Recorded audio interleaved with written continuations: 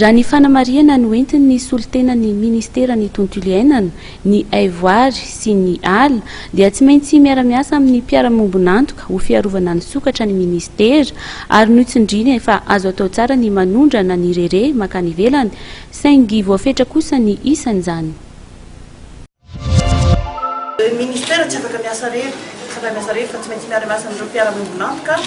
dia samy manana ny anjara ndraiky na ny société civile raha dia ao anatiny no miara-miasa aminay amin'ny fiarovana ny tsindry mahazo sokatra raha iteny moa tsika fantatra fa tsy maintsy manetikitika anareo ilay fanondranana velany satria ny rere zany dia izy io dia misy fanondranana ara-dalàna makany velany zay zany akoatra ny sokatra amin'ny sokatra rehetrarehetra misy eto Madagasikara dia ny rere misy fanondranana ara-dalàna zay 2020 isa taona no mandeha fa ilay sokatra hafa zany zay voary tanteraka protection absolue